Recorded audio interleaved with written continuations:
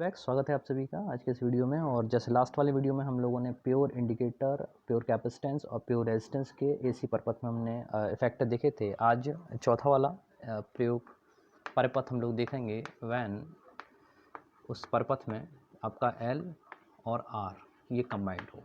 ठीक है, तो यहाँ पर शॉर्ट में लिख रहे हैं, आप समझ लीजिएगा कि जब हम प्रेरकत्व तो यानी एल लेंगे और प्रतिरोध आर का यूज़ करें तो ठीक है। इसका अगर सर्किट डायग्राम देखा जाए तो सर्किट डायग्राम में उसी तरीके से एक परिपथ बनाना है, और क्योंकि आपने एल और आर लिए हैं इसलिए इसमें इंडक्टर और एक रेजिस्टेंस इस तरह से आप इसमें शो करेंगे, दिखाएंगे।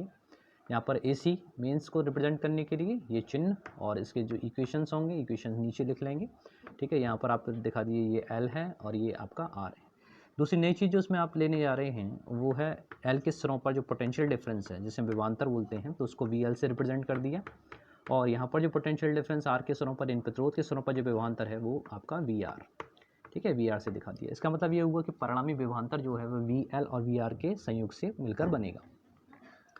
ठीक है, अब इसमें आपको ये चीज़ ध्यान रखनी है कि पहले तो आपकी करंट की समीकरण V equals to V naught और साइन ओमेगा टी। ठीक है, और बहुत अच्छा रहेगा इसको आप अगर वी आर से दिखाएं, क्योंकि इसमें अब इक्वेशंस काफ़ी सारी बनने जा रही हैं। ये आर के सिरों पर पोटेंशियल है, सॉरी इधर इंडिकेट करना चाहिए, आर के सिरों पर potential difference V R V naught sine omega t. L के सिरों पर अगर विभवांतर लेंगे तो V L this is equals to V naught और sine omega t plus pi by two या फाई। क्योंकि आप पिछले वाले वीडियो में देखकर ये जान चुके हैं कि अगर current I naught sine omega T है, ठीक है, तो उस कंडीशन में जो वोल्टेज है वो धारा से फॉरवर्ड वाइज पे होता है, यानी लीडिंग करता है। या फिर दूसरे शब्दों में आप कह सकते हैं कि करंट जो है वो वोल्टेज से लैगिंग करती है, पश्चिगामी होती है एल के करस्पॉन्डिंग में। इसके बाद देखते हैं इसका डायग्राम किस तरीके से आता है। तो यहाँ पर जो पोटेंशियल डिफरेंस निकलेगा वो वी एल और वी आर का परिणामी होगा। ठीक है, इन दोनों का रिजल्टेंट से आपको वी का मान मिलेगा। तो उस वी का मान अगर आपको निकालना है तो उसके लिए बहुत ज़रूरी है कि आप इसका डायग्राम बनाएं वी एल और आर के लिए। तो थोड़ा सा ध्यान से देख लीजिएगा इस चीज़ को कि सबसे पहले तो हमने करंट और वोल्टेज यानी वी आर और आई ये दोनों क्योंकि सेम फेस में है, साइन ओमेगा टी इधर साइन ओमेगा टी, ठीक है, इसके साथ में कुछ भी जोड़ नहीं रहा है। तो इसमें हमने एक्स एक्सिस पे इन दोनों को ही पैरेलल करके एक ही दिशा में दिखा लिया है। ओके, तो ये आपका वी आर इसी डायरेक्शन में और करंट भी कहेंगे तो इसी डायरेक्शन में है। अब अगर वी एल की बात की जाए तो वो वी आर से और आई से 90 डिग्री फॉरवर्ड वाइसिंग है, लीडिंग कर रहा है। ठीक है, तो लीडिंग कर रहा है तो हमने इसको इस तरीके से इंडिकेट कर लिया, यानी ये वाली जो लाइन है जो वाई एक्सिस के अकॉर्डिंग लाइन है ये रिप्रेजेंट कर रही है आपको किसके लिए, वी एल के लिए। ओके, अब इस वी आर और वी एल का अगर आपको परिणामी निकालना है, रिजल्टेंट निकालना है, थोड़ा उसको पास और लिख लें यहाँ तक। ठीक है, तो इसको अगर आप इसको शो कर रहे हैं तो क्या करें, इसके करस्पॉन्डिंग वी आर के करस्पॉन्डिंग ऊपर की तरफ, ओके, और वी एल से वी आर के करस्पॉन्डिंग इनका रिजल्टेंट आप निकालना है। ठीक है, तो रिजल्टेंट जो आएगा वो आपका ये शो करेगा। ओके, तो V आपका परिणामी विभव V के बराबर V का मान है, और V का मान जो देंगे वो PL और VR देंगे। ठीक है, VL और VR के द्वारा हम V का मान पता कर सकते हैं। तो क्योंकि VL और VR एक दूसरे के परपेंडिकुलर, ठीक है, लंबवत हैं, इसलिए इनका जो परिणामी निकलेगा वो पाइथागोरस थ्योरम से आप निकाल सकते हैं। तो Pythagoras theorem V equals to V R V square equals to V R square plus V L का स्क्वायर। ओके, तो यहाँ से इसके वैल्यूज़ को प्लेस कर सकते हैं। दूसरी बात है कि वी आर और वी एल के यहाँ जो मान रखे जाएंगे वो मान क्या होंगे उनको भी देख लेते हैं। तो इसमें जो वी आर का मान आप प्लेस करेंगे तो वी आर की जो वैल्यू है, यानी इस आर के सिरों पर पोटेंशियल डिफरेंस जो भी करंट इसमें फ्लो कर रही होगी मल्टीप्लाई विद रेजिस्टेंस, तो वो आर के बराबर है। और इसी तरह से वी एल का जो मान होगा वो आई इंटू इसका जो इम्पीडेंस है, ठीक है, इसकी जो क्या कहते हैं उसको, प्रेर के प्रतिघात है। ठीक है, इसको हम क्या कहते हैं, एक्सएल कहते हैं। ठीक है, तो एक्सएल को देखकर भी आप इसको दिखा सकते हैं। तो यहाँ पर जो वैल्यू प्लेस की जाएगी वी आर की जगह पर आई इंटू आर, तो यहाँ पर स्क्वायर लगा हुआ है तो आई स्क्वायर आर स्क्वायर, और इसके वी एल की जगह पर आई स्क्वायर एक्सएल का स्क्वायर। ठीक है, यहाँ से अगर आप आई को कॉमन लें तो V S square this equals to हो जाएगा आई स्क्वायर और ब्रैकेट में आएगा आर स्क्वायर प्लस एक्सएल का स्क्वायर।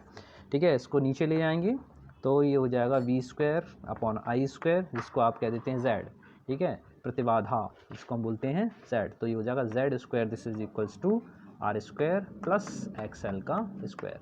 अगर अब आपको केवल सेपरेट आपको z का मान निकालना है तो z की वैल्यू किसके बराबर होगी, z का जो स्क्वायर है वो √1 के आ जाएगा, अंडर रूट में आर स्क्वायर प्लस एक्सएल का होल स्क्वायर। ठीक है, तो ये आ गई आपकी इम्पीडेंस। जैसा बताया था आपको कि कहीं पर भी अगर सर्किट कंबाइंड होते हैं, एल आर जुड़े या आर सी जुड़े या एल सी जुड़े, तो वहाँ पर कॉमन जो जो भी धारा के मार्ग में रुकावट है उसे हम जेड से डिनोट करेंगे और इसको इम्पीडेंस कहते हैं। ठीक है, तो impedance is denoted by Z, और यहाँ जेड का मान अगर आप रखेंगे तो जेड बराबर R square plus XL square. XL को भी अगर आप ब्रेक करते हैं तो एक्सएल को आप लिख सकते हैं ओमेगा एल। ठीक है ना, यहाँ लिख देते हैं। तो जेड की जो वैल्यू है this is also right as R square plus XL को क्योंकि ओमेगा एल लिख सकते हैं तो ओमेगा एल का होल स्क्वायर। ठीक है, तो इस तरीके से ये आपका जेड बना, Z equals to this one. अब इसके बाद में आता है tan फाई। tan फाई का मतलब क्या है कि यहाँ पर जो आपके परिणामी विभव आया, ठीक है, रिजल्टेंट पोटेंशियल डिफरेंस जो आया वो कितने डिग्री का एंगल बना रहा है। तो यहाँ से tan फाई की जो वैल्यू निकलेगी वहाँ से आप tan फाई का मान पता कर सकते हैं। इसके बाद वाले स्टेप में देखते हैं, इसको क्लियर कर रहे हैं। तो tan फाई का जो मान निकलेगा यहाँ से tan फाई का लगाइए एल यानी लंब अपॉन आधार। लंब का काम कौन करेगा यानी वी एल का मान जो है, और आधार का काम तो आपका वी आर कर ही रहा है। तो यहाँ से tan phi this will be equals to आपका V L upon V R. ठीक है, अगेन वैल्यू प्लेस कीजिए, वी एल की value I into X L, नीचे V R equals to I into capital R. ठीक है, यहाँ आई से आप आई को कैंसिल कर सकते हैं और tan फाई का जो मान बराबर आएगा this will equals to X L upon R के बराबर। तो ये वैल्यू आपकी आई tan फाई, और यहाँ से अगर केवल फाई यानी कलांतर आपको निकालना है तो this will equals to tan inverse आपका X L upon capital R. ठीक है, तो इस प्रकार से इस तरह से आपका आया फाई। अच्छा, एक चीज़ और आपकी रह गई कि जेड का अगर व्युत्क्रम करें यानी अगर इसका इन्वर्स करते हैं तो 1 अपॉन करके वैल्यू जो आएगी उसको हम बोलते हैं आपकी एडमिटनेस। ठीक है, यानी प्रवेश्यता उसको बोलते हैं। प्रवेश्यता का मान 1 अपॉन जेड के बराबर होगा और ये पूरी value 1 upon R square plus omega L का होल स्क्वायर के बराबर आएगी। क्लियर। इसके बाद अगर हम बात करें तो उसके मात्रक के बारे में बात करें, जेड का मात्रक अगर पूछा जाए तो वही मात्रक है इसका, ओम कहेंगे। ठीक है, और इसकी प्रवेश्यता के बारे में एडमिटनेस के बारे में बात की ए डी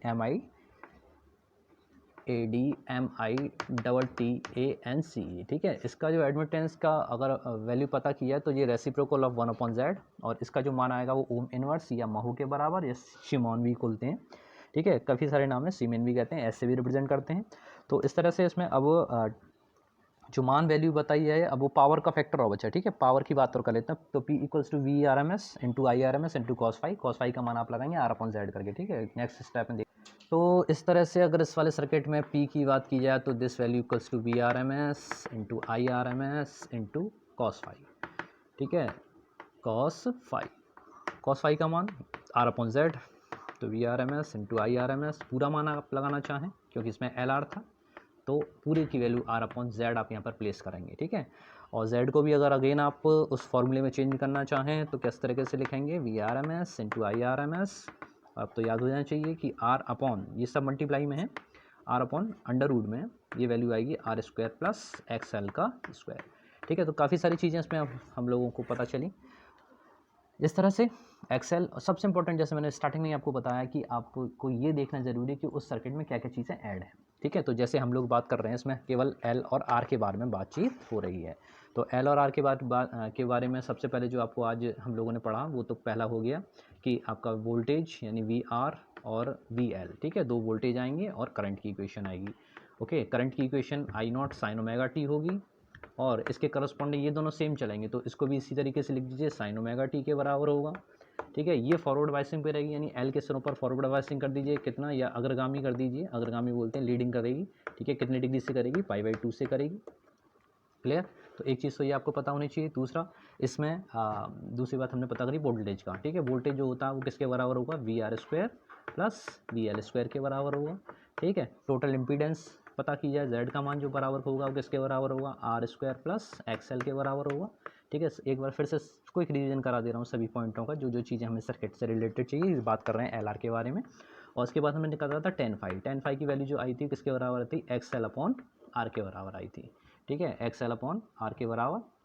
और इसके बाद हमने पावर फैक्टर आपके सामने ही लिखा हुआ, P equals to V R M S I R M S R upon R square plus X L square. तो ये सभी पॉइंटों की ज़रूरत हमको हर एक उसमें जितने भी कॉम्बिनेशन हम लोग पढ़ेंगे उसमें पड़ती रहेगी। इसके जस्ट बाद हम लोग लेते हैं LC वाला। ठीक है, तो LC वाले सर्किट के स्टार्टिंग में स्टार्ट करते हैं नेक्स्ट पॉइंट। आइए अब बात करते हैं जब परपथ में R और C दे रखे हों। ठीक है, हम लोग पढ़ रहे हैं, आपका 5वां पॉइंट होगा व्हेन इसी सर्किट में क्या क्या चीज़ें दे रखी होंगी आपकी, सी होगा यानी कैपेसिटेंस दे रखी होगी और दे रखा होगा रेजिस्टेंस। ठीक है, तो सबसे पहले सर्किट डायग्राम में उसी तरीके से एसी सोर्स दिखाइए, सोर्स ऑफ एनर्जी इलेक्ट्रिक के लिए, और यहाँ पर आप चेंज जो करते जाएँ तो उसमें सी आएगा और सी के बाद क्या आएगा, रेजिस्टेंस आर आएगा। क्लियर, सबसे पहली बात ये। उसके बाद आप इंडिकेट कर लीजिए, ये सी है तो सी से दिखा दीजिए, रेजिस्टेंस इसलिए आर से इंडिकेट कीजिए। इसके सिरों पर जो पोटेंशियल डिफरेंस है this is shown by V C से रिप्रेजेंट करेंगे, और यहाँ पर आर के सिरों पर जो विभवांतर है वो आपका वी आर से दिखाया जाएगा। Clear that. अब आपको ये इनिशियली पता है कि इस वाले पॉइंट ऑफ व्यू में आपका जो वोल्टेज है वो बैकवर्ड होता है, ठीक है, लैगिंग करता है। वोल्टेज लैगिंग करेगा तो वी का मान लैग करेगा, वी आर और करंट जो है वो एक सी इक्वेशन पे बनाइए। तो सबसे पहले करंट की दिखाना चाहिए तो करंट की दिखा लीजिए। मैं दोनों ही तरीके से दिखा रहा हूँ, I equals to I naught sine omega t, और इसके साथ में अगर आप इसके सिरों पर विभवांतर यानी वी आर की अगर बात करें तो this will be equals to क्या होगा, V naught sine omega T. इसमें कुछ भी जोड़ा नहीं जाएगा। इसका मतलब ये हुआ कि इन दैट केस कि आई और वी आर वैसे भी हमेशा प्रतिरोध और धारा अगर केवल रेजिस्टेंस लगा हुआ तो वो समान कला में होंगे, सेम फेस में होंगे। ठीक है, वीसी की बात करें तो वीसी को अब आपको लैगिंग करते हुए दिखाना, पश्चिगामी दिखाना है। तो V naught sine omega T, तो पश्चिगामी का मतलब पीछे दिखाना है, तो माइनस कर दीजिए, माइनस का पाई अपॉन 2, कितने डिग्री से, 90 डिग्री से। ठीक है, और नहीं तो मान निकालना हो इसकी वैल्यू अगर आप निकालेंगे तो कॉस फाई जैसे हमने निकाला था, सॉरी tan फाई की वैल्यू जैसे निकाले थे, ठीक उसी तरीके से निकालेंगे। अब यहाँ पर उसी तरह से रिजल्टेंट पोटेंशियल डिफरेंस निकालने के लिए एक्स एक्सेस हमने बनाई और इसमें हमने इंडिकेट किया आई और वी आर को। ठीक है, वी आर हमेशा आई के साथ ही, आई की ही दिशा में। अब पिछले वाले को अगर रिलेट करके चलें तो आई एल को, उसमें वी एल को 90 डिग्री ऊपर की तरफ जोड़ा गया था, इसमें 90 डिग्री माइनस करना, इसलिए कि नीचे की तरफ बनाएंगे। ठीक है, इंडिकेशन ध्यान रखिएगा। तो यहाँ पर ये वाली जो वाई डैश में अगर हम मान के चलें तो वाई डैश में अगर इसको ले आ रहे हैं तो ये क्या हो गई आपकी, वी सी के बराबर हो गया। अब देखिए जरा, वी आर और वी सी इन दोनों का रिजल्टेंट आपको पता करना है। तो रिजल्टेंट उसी तरीके से जैसे पिछले केस में हमने पाइथागोरस थ्योरम से पता किया था, ये इंडिकेट करेगा वी को, और v का जो मान है वो इन दोनों के रिजल्टेंट के बराबर आएगा। कहने का मतलब क्या हुआ कि v का जो मान है वो किसके बराबर आएगा, वी स्क्वायर दिस इक्वल यानी कर्ण पर बना वर्ग शेष दोनों भुजाओं पर बने हुए, ये पूरी भुजा आपकी किसके, वीसी के बराबर, ये इसकी वैल्यू पूरा किसका है, ये आपका वी आर है। ठीक है, यहाँ क्लियर नहीं हो रहा हो तो यहाँ देख लीजिए। तो इस तरीके से आप परिणामी यानी इस विकर्ण का मान आप पता करेंगे तो ये मान बराबर किसके हुआ, वी आर का स्क्वायर प्लस वी सी का स्क्वायर। ओके, तो परिणामी विभव का मान इन दोनों के अंडर रूट के बराबर यानी V R square plus V C का होल स्क्वायर। तो यहाँ से वैल्यू आई। अब z का मान निकालना है तो उसी तरीके से पिछली बार किया था, वी आर का मान किसके बराबर, आई इंटू आर के बराबर। काफ़ी सरल है, बच्चे दिक्कत देते ही हैं इसमें, लेकिन अगर एक स्टेप एक कंडीशन समझ लिया तो कोई प्रॉब्लम आने की नहीं है।